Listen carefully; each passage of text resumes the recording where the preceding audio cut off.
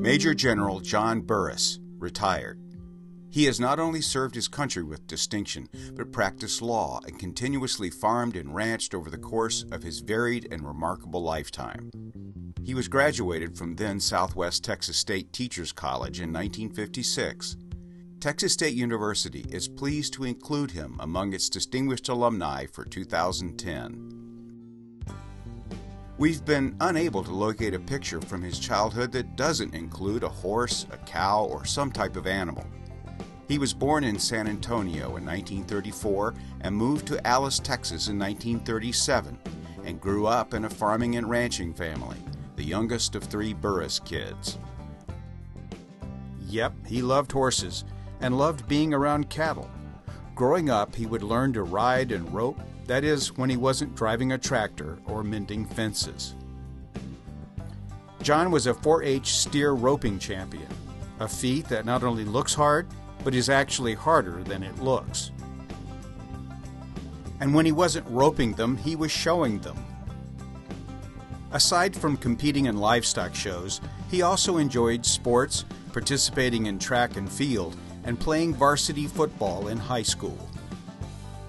An all-around student leader, John was a member of the DeMolay Club, which prepares young men for leadership roles in life, and was elected senior class president at Alice High School. He says his brother, who had served in the Second World War, was, in his eyes, a hero and role model. When John's brother returned from the war, he became a lawyer, and so John set his sights on 3 things: becoming a military officer, a lawyer, and someday returning to his first love, ranching. The Korean War was underway when John decided on enrolling in the Air Force ROTC program at Texas State.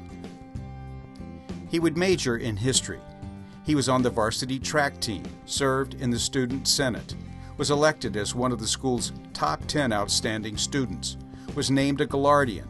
In his junior year, he was elected class president and was inducted into the Arnold Air Society. But his college life in San Marcos wasn't a simple or straight road to a degree. For starters, in his junior year, John married his high school sweetheart, Edith Goldab. Then he decided to switch gears and enrolled in law school at the University of Texas, something you could do at the time without first having finished a bachelor's degree. While in Austin, he finished his ROTC coursework and training and received his commission as a second lieutenant. Then it was back to San Marcos to finish his BA. He served 3 years of active duty at bases in New Mexico as a weapons controller, and on one occasion was credited with helping save the pilot of an F-86 fighter jet that had lost its instruments in bad weather.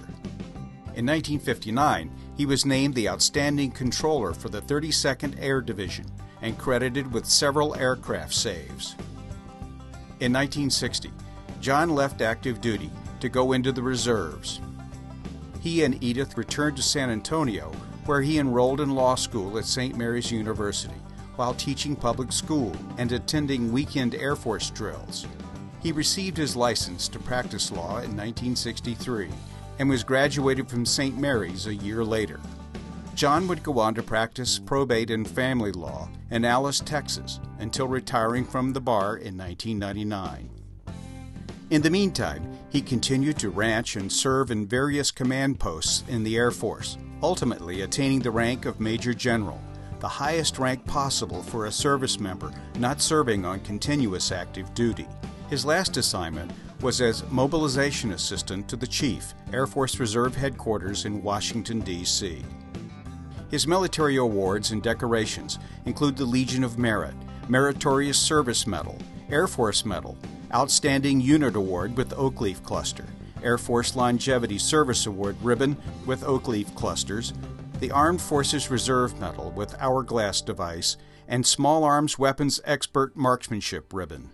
He retired from the Air Force in 1994. Today, John and Edith reside in Alice, Texas, where he continues to actively participate in ranch activities. The couple has 3 grown children and 5 grandchildren.